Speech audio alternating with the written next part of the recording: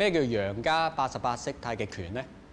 我哋而家睇呢一套楊家88式太極拳咧，其實咧就係一個1956年經過國家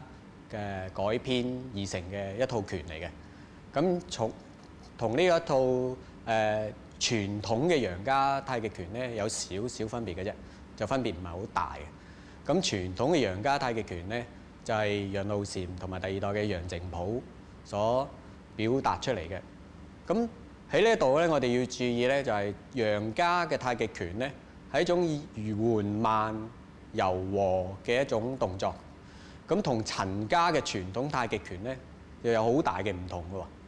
咁譬如話，我哋而家發展到呢個楊家太極拳咧，我哋有好多動作係唔同咗嘅。譬如流沙拗步，流沙拗步我哋而家打係咁樣打嘅。呢個係叫楊家嘅流沙拗步。但係我哋可以睇到陳家嘅類似嘅流沙拗步咧，呢個影子咧就係從邊度嚟咧？就係從一個斜行拗步嚟出現嘅。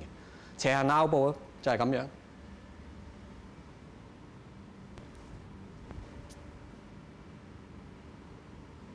呢個就係由呢個咁嘅斜行拗步，又演變到而家嘅流沙拗步，可能就係喺呢一個動作。呢個就係演變到楊家嘅流沙拗步呢個動作。咁呢個係一個楊家之前嘅陳家太極拳嘅影子嚟。咁但係楊家嘅流沙拗步咧已經好緩慢、舒展大方咁樣去表達出嚟，咁就冇咗嗰種跌宕嘅感覺嘅。咁另外一個就譬如話係我哋而家楊家太極拳嘅搬蘭捶咧，搬蘭捶係咁樣打。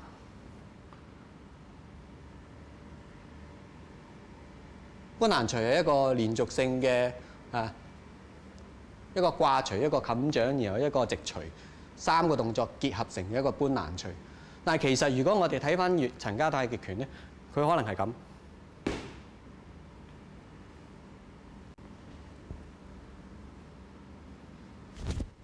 呢個就叫掩手紅捶。掩手紅捶咧係一個發勁嘅動作嚟嘅。咁同我哋呢個搬蘭捶呢個動作咧，呢一拳呢個動作係完全係唔發勁嘅，有好大嘅分別。呢個係緩慢地打呢個楊家太極拳，發出一拳係冇發勁嘅。但係呢個掩手紅捶咧，就經過個丹田嘅螺旋嘅運動咧，將呢一拳咧係打出嚟。咁呢個係發勁嘅。咁所以我哋睇到呢個陳家太極拳同埋呢個楊家太極拳嗰個分別咧，就好明顯、好唔同嘅。咁主要就係話陳家太極拳咧，除咗柔之外咧，有剛嘅一邊；楊家太極拳咧就冇剛噶啦，就係全部都係柔嘅。喺呢一個兩者嘅分別睇到，我哋咧經過咗楊家太極拳嘅演練之後咧，我哋健身動作咧會健身嘅效果會好好多。但係咧嗰個技擊上面咧就已經冇咗嘅啦，咁或者係減少到好少好少。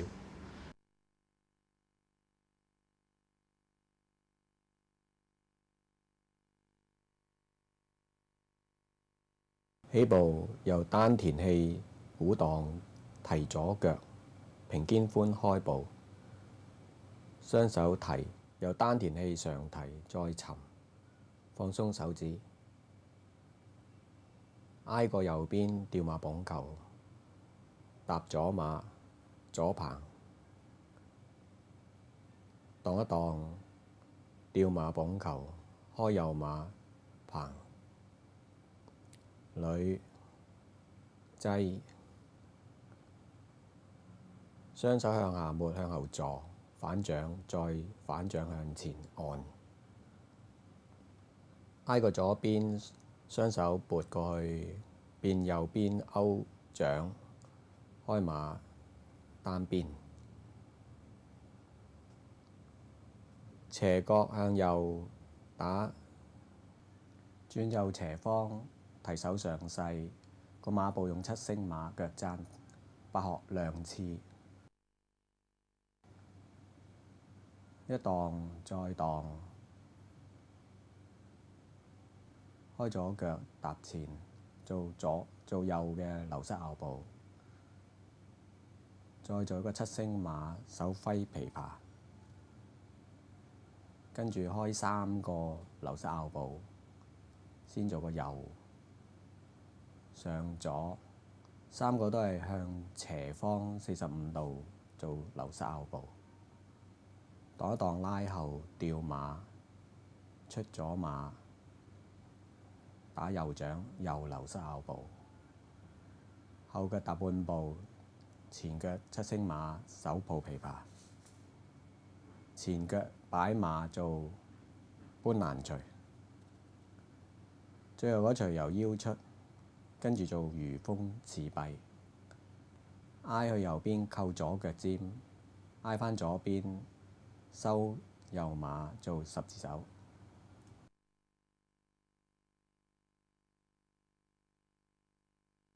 首先一動無有不動，用全身丹田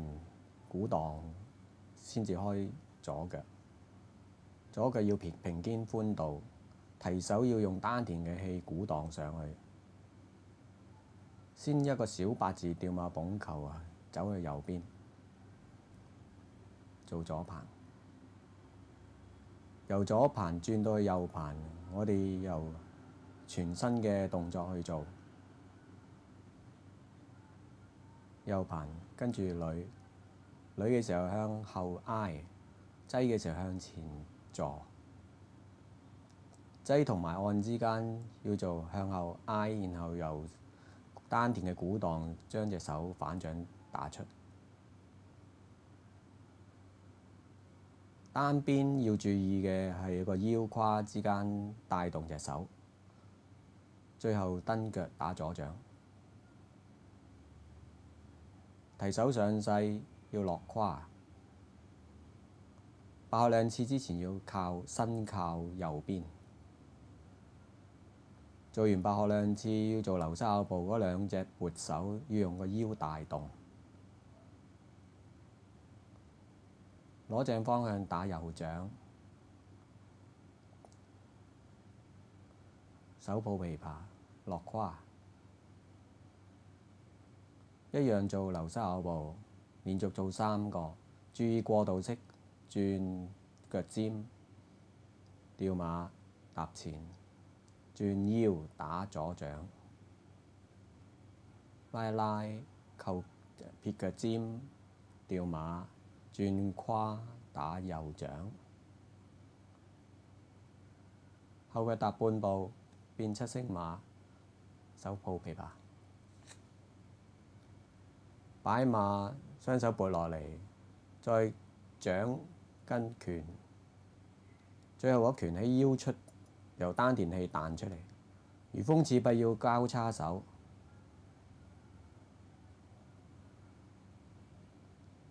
魚風似臂轉十字手，用個丹田氣鼓盪雙手出。我哋啱啱睇完呢，就係楊式88式嘅太極拳嘅前部分13式。咁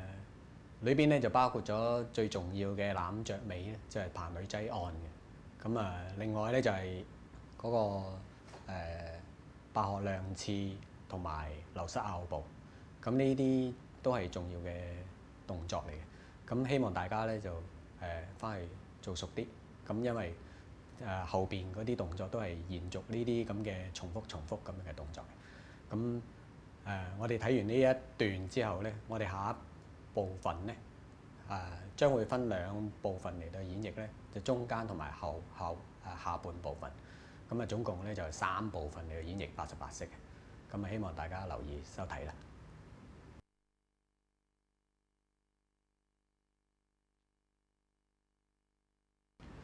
楊家88式太極拳嗰個歷史咧，固之然咧就係由陳家太極拳嗰度演變出嚟嘅啦。咁陳家太極拳咧就相傳就係陳王庭咧就將張三豐嘅理論咧，哲學理論咧，有關太極拳嘅哲學理論啦，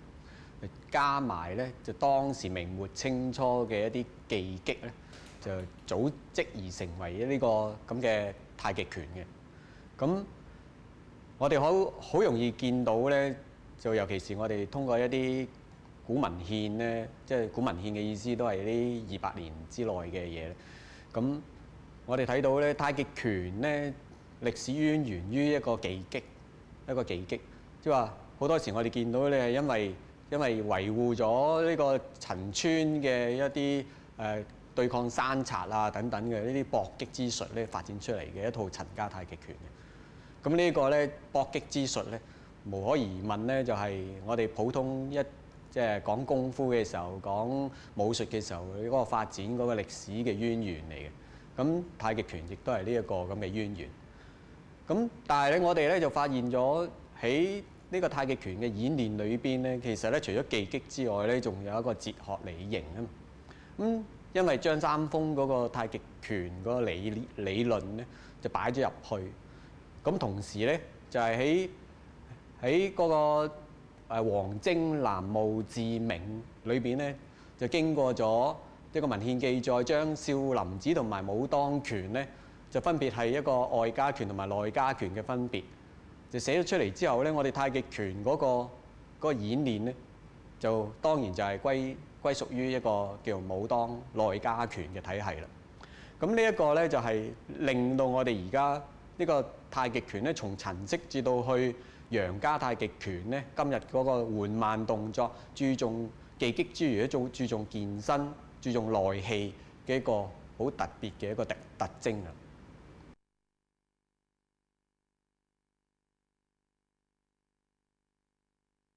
我哋打太極拳咧，時時都話咧，唔好起角，要打圓活自然。呢啲咁嘅即係拳理咧，其實咧對我哋做人處世咧都好有幫助嘅。咁所以如果我哋打得好一套太極拳咧，每一秒鐘每一個動作都係照顧緊呢啲咁嘅拳理咧，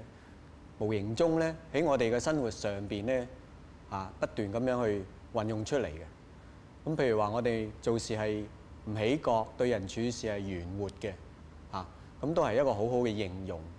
咁我哋打太極拳就係主要目的就係唔單止係一個打套拳咁簡單。呢個中國文化，呢個武術嘅文化，尤其是呢個太極嘅文化咧，就係主要係我哋係一個技擊之餘咧，就係去點樣去將我哋嘅一個道家嘅內練咧，就應用喺我哋嘅生活裏邊。我哋發覺莊子有一句説話講得好好嘅，就係書恥同埋呢個環中呢兩個概念。環中嘅意思咧就係話，當一個人喺一個事物嘅終點嘅時候，佢睇任何嘢咧都係冇對偶嘅，即係冇差異嘅，冇正冇非，冇是冇非，冇內冇外。打太極拳就係喺呢個環中裏邊咧，就面向不同嘅角度都係一樣嘢，冇是冇非。咁嘅時候，我哋就可以處理到任何嘅技擊，亦都係一個境界嚟嘅。咁嘅時候，我哋發覺，如果我哋會喺個動作裏邊、演練裏邊保持一個環中，係喺一個哲學嘅理型裏邊，你去打呢套拳，咁我哋將佢應用喺一個日常生活，我哋都係喺一個無善無惡、無是無非嘅一個定點裏邊睇問題。咁咧，呢個世界咧就和平好多，亦都呢個世界嘅煩惱咧亦都消解好多嘅。當我哋打呢個太極拳嘅太極嘅理型出嚟咧，其實就係生活裏邊嘅一個好重要嘅消解問題嘅方法。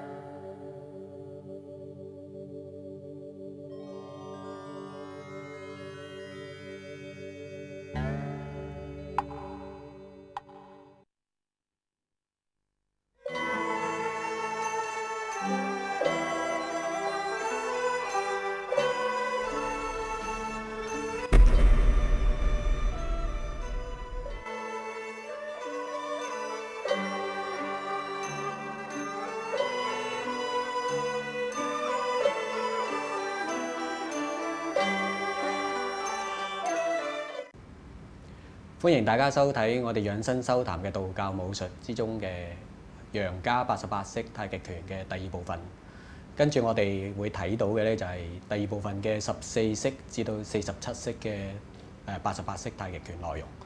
咁呢一度咧就比較難做啲嘅。咁大家留意嘅地方咧就係嗰個踢腳呢一部分咧就好多腳法嘅。咁呢啲腳法咧就我哋要注意就係要保持身體嘅平衡啦。同埋咧，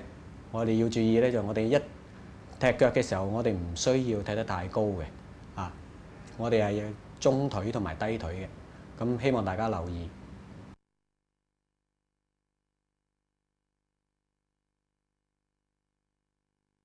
先扣左腳尖，轉身打左掌，抱虎歸山。嚟一個攬着尾嘅組合。彈女擠按，轉過左邊，帶動隻手，用腰帶手跟住做一個肘底看長，由身軀鼓盪，雙手反掌，做倒捲毫，再盪起，用個腰盪。雙掌反掌，倒捲毫，再用個身軀反掌，提腳向後走，倒捲毫。3個倒捲毫之後，做個斜飛勢，跟住提手上勢7星馬，踏前挨白鶴兩次。左撥右撥，開馬做流沙咬步，打右掌，左撥手向下插，海底針，升返起身體，線通背，挨個右邊打個大圈，做個撇身捶，用個腰帶動，再收返埋嚟打個圈，擺馬上。做搬攔捶，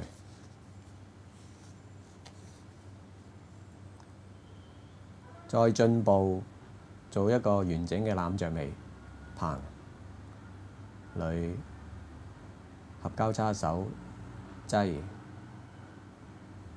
向下抹反掌向前按，盪一盪，雙手過左邊。再拖返嚟右邊，一勾一掌，開馬，用腰帶掌變單邊，挨個右邊，扣腳尖，做雲手，輕輕踏步合馬，開馬，輕輕踏右馬，再開左馬，合馬，過中間一盪，一勾一掌，開左馬。做單邊，盪一盪反掌，右手落高探馬，右沉左穿，拖後壓一個十字手，扭馬，升起分手分腳，做完兩邊分手分腳，轉身。左蹬腳，做個流失咬步，第二個，再盪一盪，做第3個係進步栽捶，轉身大車身向後做一個翻身撇身捶，再拖返嚟一個大圈，擺馬上做搬攔捶。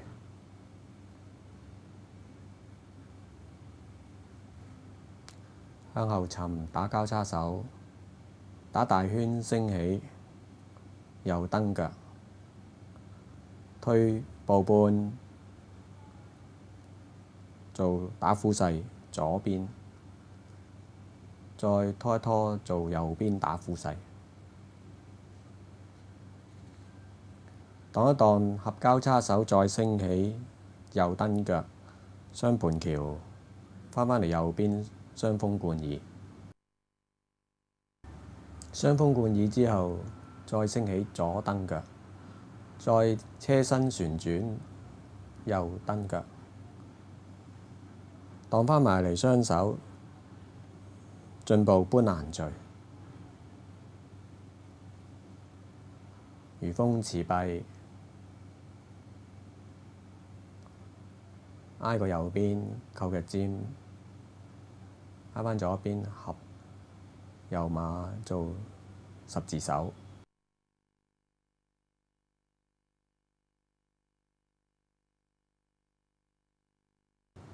過渡到抱虎歸山要左扣腳尖，然後開右馬，要打一個左掌先，要用個身擋隻右手落嚟做一個捋，跟住擠同按之間要由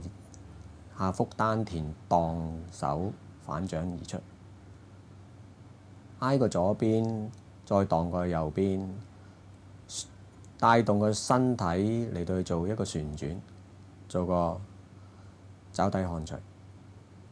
跟住做倒捲紅。倒捲紅嘅雙手嘅反掌要用丹田嘅氣鼓盪雙手反掌，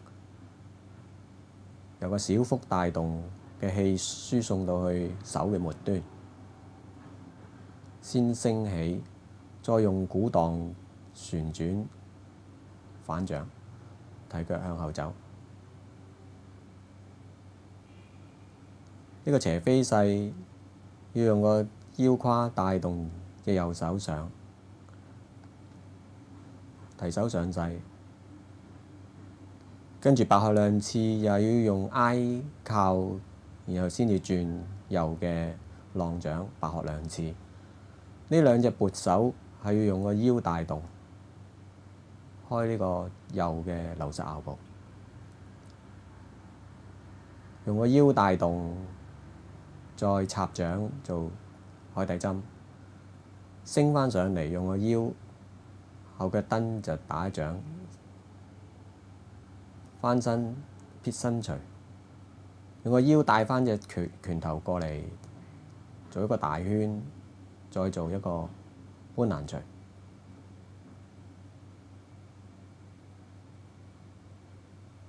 然後進馬做攬着尾嘅組合。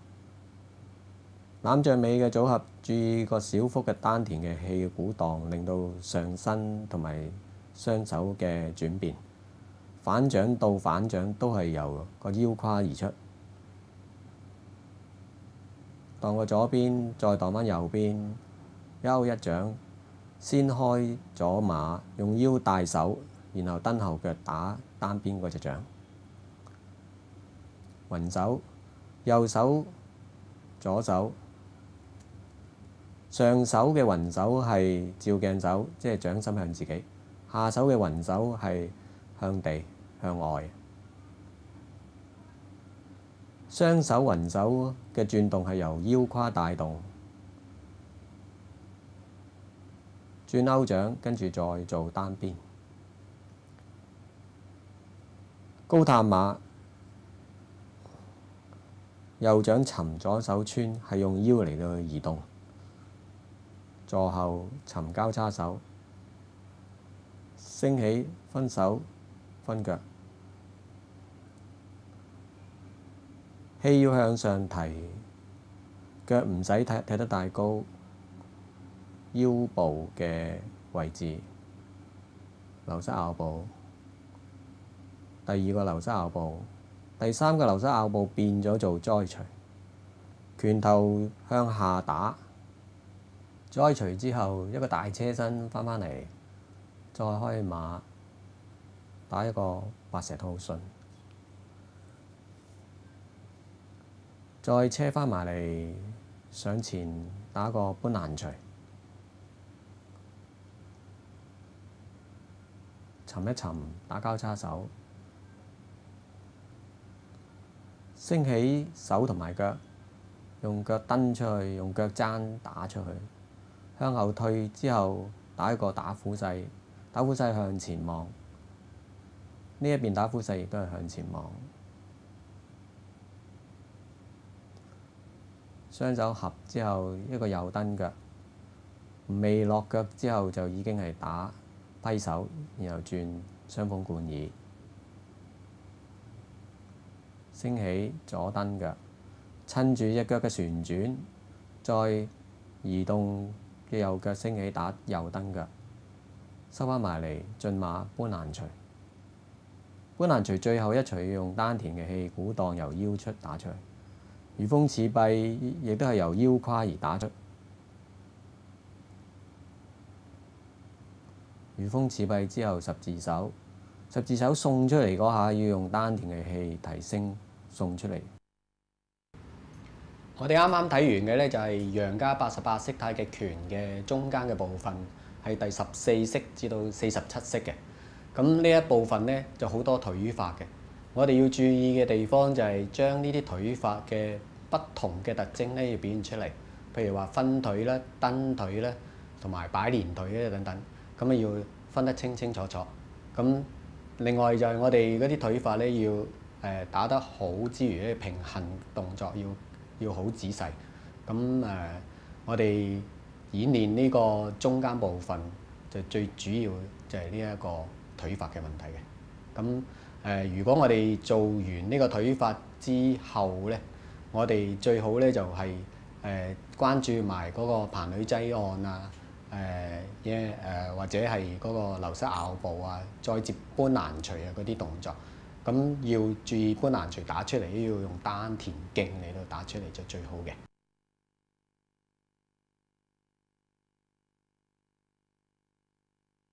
又到我哋武術問題嘅時間啦！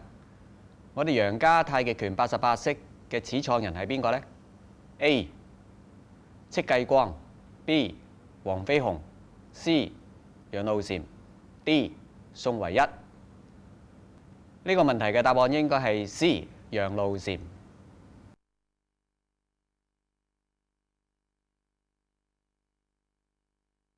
我哋打楊家88式太極拳呢，就用一個好緩慢嘅節奏嚟到打嘅。咁呢套緩慢嘅動作呢，其實呢就對我哋嘅心性嘅培養呢係好大幫助嘅。我哋喺呢個動作嘅演練裏邊，我哋發覺我哋好舒服、好舒展。當我哋通過太極拳或者武當拳或者靜坐等等呢啲咁嘅修練方式咧，我哋都係可以達到呢個功效。太極拳楊家88式亦都係有呢個咁嘅功效。當我哋一個慾念去到最低嘅時候咧，我哋咧，如果喺道教嘅講法就叫做得道。喺老子嚟講咧，就係呢個嘅去慾嘅過程咧，就係我哋修練嘅最終目的。咁所以咧，如果我哋打呢套太極拳，不斷咁樣喺一個動作裏邊係關心緊，我哋係個心性係不持外求嘅，我哋係內斂嘅。內斂之餘，我哋係冇任何嘅想念嘅，冇任何嘅慾求嘅。咁嘅時候咧，呢套動作不但只係打得好，喺個心性喺個情慾上邊咧，亦都係一個進修嚟嘅。七情六慾喺我哋嘅日常生活咧，係耗損我哋嗰個精氣神係好緊要嘅。當我哋喺呢個動作裏邊去除我哋嘅七情，去除我哋嘅六慾，一路咁樣去打，一個平和嘅心境、緩慢嘅節奏去打，亦都係我哋楊家88式嘅一個特別嘅正驗或者係功效。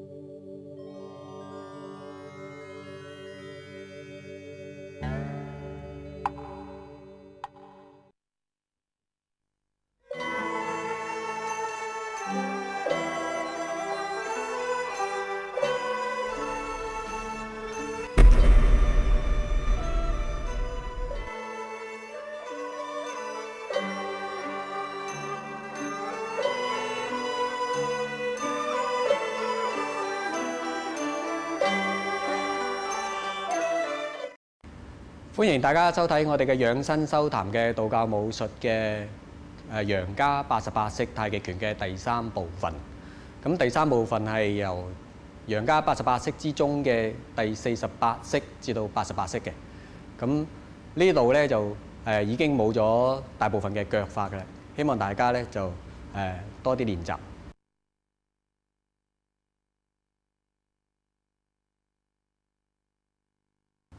十字手之後，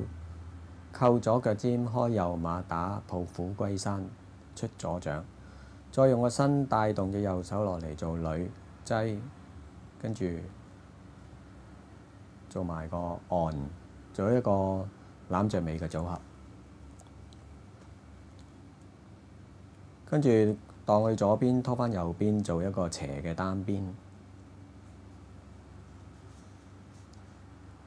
挨一挨做一個過渡嘅捧球，再出馬野馬分鬃右邊嘅，再做左邊嘅野馬分鬃，蕩一蕩撇腳尖收吊馬捧球，開右馬野馬分鬃右邊嘅，蕩一蕩過渡式捧球，踏左腳做左棚。坐後撇腳尖，坐前吊馬，開馬，右環邊做個棚，女擠按，攬著尾做完之後，蕩過去左邊，拖返右邊一勾一掌，再出左腳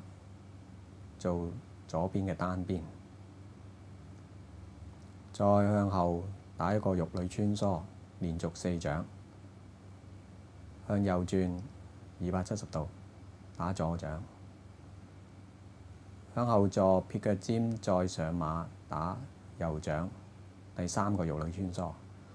再扣左腳尖，開右馬打左掌，第4個玉女穿梭，蕩一蕩吊馬，再開返左馬打左棚。蕩一蕩捧球，再打右馬右棚，女擠按，打個整體嘅攬着尾，跟住接單邊，蕩一蕩一勾一掌，開馬單邊，跟住雲手。做3個雲手，開左馬，合馬，再開左馬，合馬，蕩一蕩中間一拖一勾一掌，開馬，單邊，當反掌落馬下勢，升起金雞獨立左邊嘅。再升起金雞獨立，蕩起雙手做倒捲紅，對馬打右掌，再蕩起雙手反掌，對馬打左掌倒捲紅，再升起轉臂反掌，對馬打右掌倒捲紅，一圈手挨後。斜飛，蕩後提手上勢，踏前打左掌挨挨身靠，再做白鶴兩次，白鶴兩次兩掌左右撥，開馬流失拗步，後腳踏半步吊馬，一撥一掌海底針，進馬線通背。反身向後撇身捶，再拖返去後邊擺馬搬攔捶，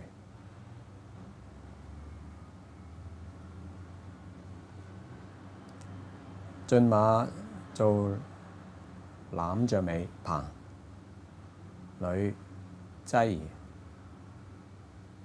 向後坐，虎蕩向前按。攬着尾之後，又接一個單邊，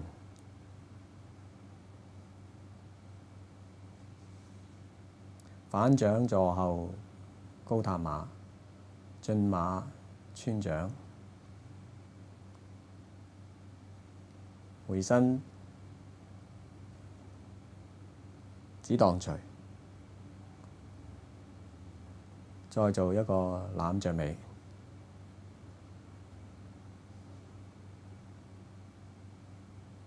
盤裏擠按，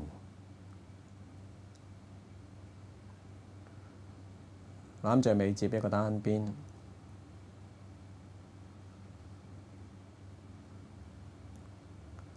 撲腿下勢，上步七星，退步夸虎，穿掌，轉身擺連，拍右腳，彎弓射虎，進馬搬難隨，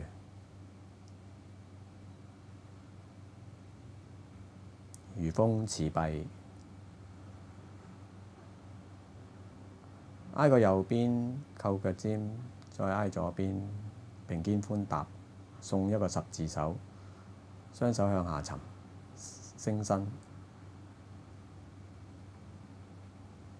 收左馬。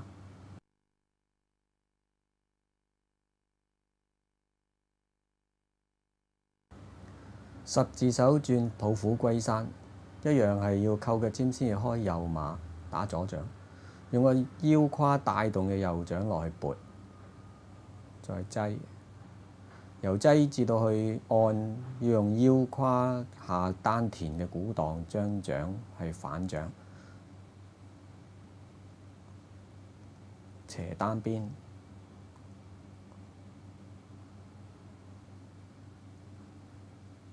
拖返埋嚟做過渡式，再伸返隻腳出去做一個野馬分鬃，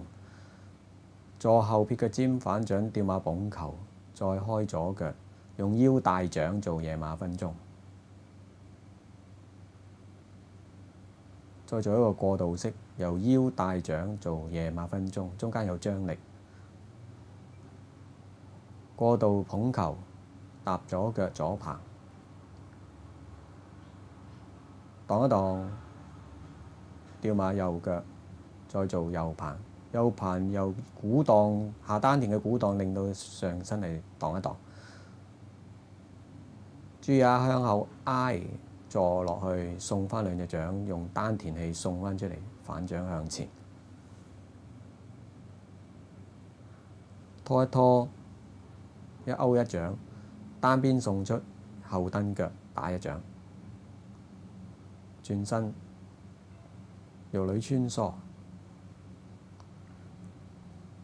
玉女穿梭每一個穿梭之間要坐後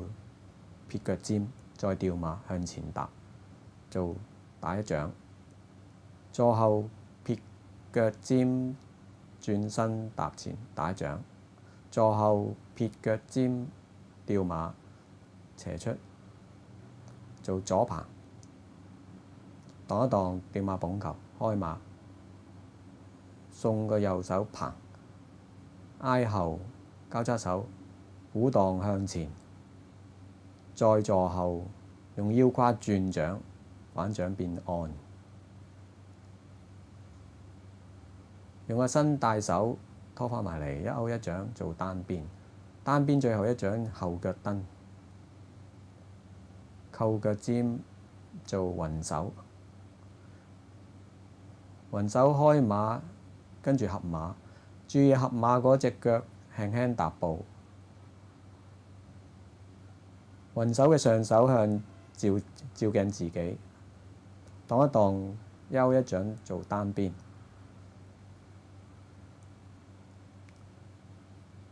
落下勢，下勢注意，如果係膝頭痛就唔好落咁低，金雞獨立。倒捲紅，注意兩隻手盪起，由丹田嘅氣將手反掌，盪起用丹田嘅氣反掌、退馬。退馬要注意唔可以交叉腳、斜飛。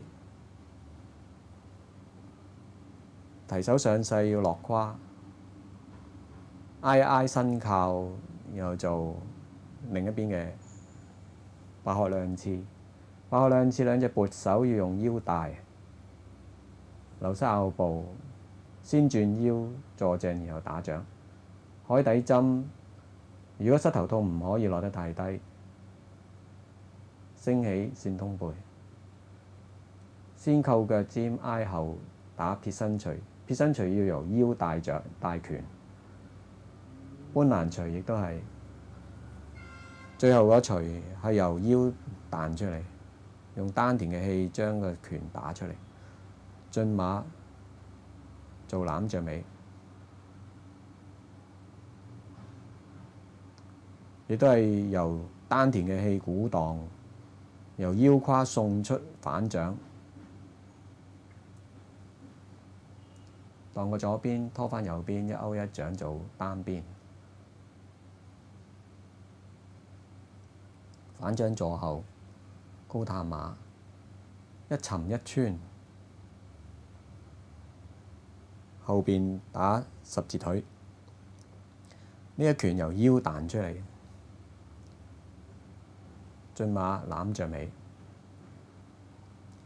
同樣攬着尾，注意係一個鼓盪同埋張力。下盤下後蹬腳打按掌，接住一個單邊，單邊由腰帶手，跟住打掌之前後蹬腳，然後蹬掌，落下勢，上步七星，交叉拳，退步跨虎，擋一擋，條氣一定要連貫，打右腿要踢得高。彎弓射虎，一個子午步，進馬搬攔捶，用丹田打拳。如風似壁，既係如風又係似壁，所以要交叉手坐後同埋盪前。十字手要送出嚟，由下丹田嘅氣鼓盪出嚟，再沉，收馬合馬。收息。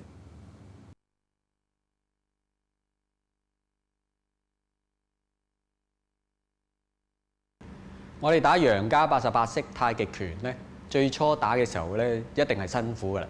就因為我哋最初要學習同埋熟習啲動作嘅。咁但係當你打到一段時間之後呢，你會發覺你自己係享受同埋欣賞呢套動作嘅。當我哋要打一套好嘅太極拳呢，除咗緩慢嘅節奏之餘咧，我哋個心性嘅提升咧，我哋嗰個人我合一天人相合嘅一個咁嘅境界咧，要做會好自然咁樣去做得到嘅。咁譬如話我哋點樣去做呢個天人相合咧？我哋打一個叫譬如話一個倒卷紅嘅例子啊，我哋係好似喺個空中游緊水嘅一個動作，你要將佢打出嚟。當我哋演繹其他動作嘅時候咧，如果仍然係用返同樣嘅感覺嚟到去打咧，呢個咧就係一個好嘅太極拳。